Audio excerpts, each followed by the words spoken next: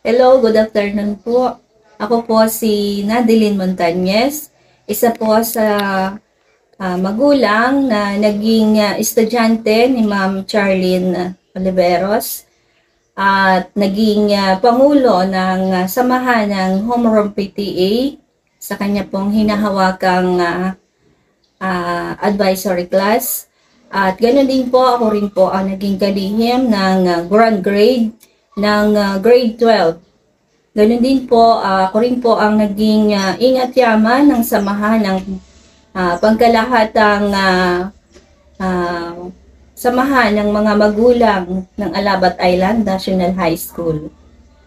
At bilang magulang po, ay masasabi ko po na napakapalad ng Alabat Island National High School sa pagkakaroon ng isang guro na katulad ni Ma'am Charlene Oliveros, sapagkat taglay po niya ang angking katalino, lalo na po sa subject na research. Ang kanya pong adhikain ay malaking tulong sa mga estudyante at naging estudyante niya dahil sa kanyang kasigasigan na maituro sa mga bata kung paano ang kahalagahan ng research na alam po natin na ito ay malaking tulong sa pag-aaral ng mga bata, lalo na po pagdating ng kolehiyo.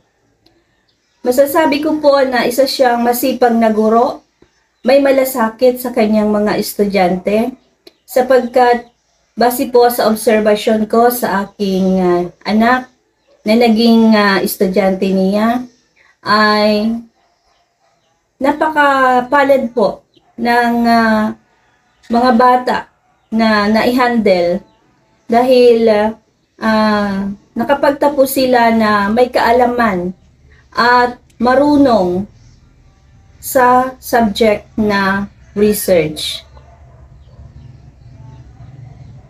Isa pong pagpupugay kay Ma'am Charlene Oliveros sa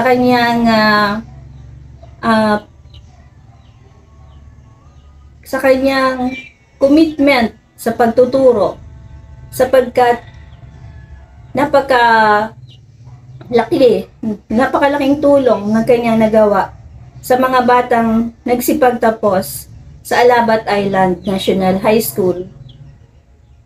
At masasabi ko po na siya ay dapat nating parangalan at kalugod-lugod na pasalamatan sa kanyang pagiging dakilang guro. Mabuhay ka po, Ma'am Charlene Oliveros.